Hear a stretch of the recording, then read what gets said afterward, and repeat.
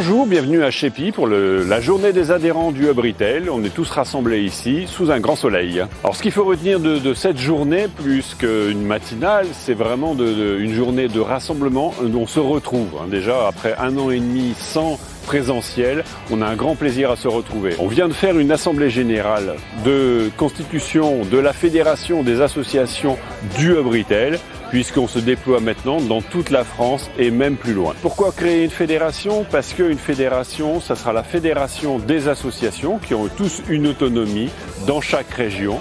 La première est en Auvergne-Rhône-Alpes, la deuxième est dans le nord de la France. Ça a démarré dans les pays de la Loire, on va ouvrir la Suisse, le Sud et peut-être la Belgique très bientôt et dans tous les coins de France et de Navarre.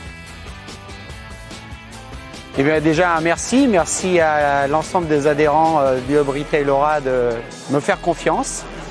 Je suis impliqué dans le Hub Retail depuis 2-3 ans au titre de l'entreprise bricolage, une entreprise dans laquelle je suis depuis une trentaine d'années. Depuis 30 ans dans le bassin grenoblois élargi, donc le Grand Rhône-Alpes pour l'économie du retail et je pense que le réseau, les liens qu'on a pu tisser, qui se retrouvent au sein du Hub Retail et les valeurs qu'on met en place, malgré depuis 18 mois un peu plus de distance, toutes ces valeurs, ces projets, toute la transformation que le retail subit et va sûrement encore subir, j'espère être un bon guide, ou en tout cas un bon animateur du Hub Retail et de tous les adhérents. Avec humilité, je vais essayer de continuer déjà le travail mené par Stéphane et Olivier et bien sûr ils seront à mes côtés ou pas bien loin. On l'a vu ce matin, il y a des projets autour de l'éducation, autour de l'apprentissage qui sont peut-être à mener avec les organismes qui nous entourent en Aura. Et j'espère, dans tous les cas, qu'on pourra mener aussi une étape de plus de structuration du Hub Retail. Alors l'idée c'était de faire un point sur la communication des 100 premières enseignes en France et à une époque un peu charnière qui est quand même un peu, pas post-Covid, enfin j'espère. Il y a eu beaucoup de bouleversements en 2020 et l'idée c'était de dire qu'est-ce qui perdure, qu'est-ce qui change vraiment, vers quel type de communication vont les enseignes. Alors on a parlé beaucoup de promotion. Ce matin, c'est un levier indispensable et très lié en France au retail. Il y a peu d'enseignes qui n'utilisent pas ce vecteur, donc il est relayé par différents médias, du digital, catalogue, boîte aux lettres, grands médias.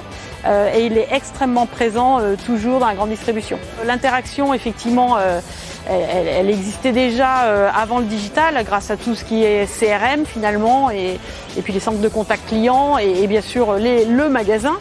Mais il a été extrêmement amplifié avec l'arrivée du digital, encore plus avec la pandémie, etc. Et donc les enseignes savent aujourd'hui qu'elles doivent nourrir leur communauté de messages, de raconter ce qu'elles font, quel est leur rôle dans la société, dans la vie et pour les consommateurs. Alors effectivement, il y a eu un grand boom des messages de RSE. Les enseignes qui font de la RSE depuis très longtemps ont pris le parti de se dire aujourd'hui on peut le communiquer même si on n'est pas totalement parfait parce qu'il y a une énorme attente des consommateurs, il y a une énorme il y a un énorme boost aussi des ONG qui sont très équipés en influence et en data. Et puis il y a une attente des jeunes aujourd'hui qui se détourneront de la grande distribution si le métier ne fait pas sa transition vers un commerce plus responsable.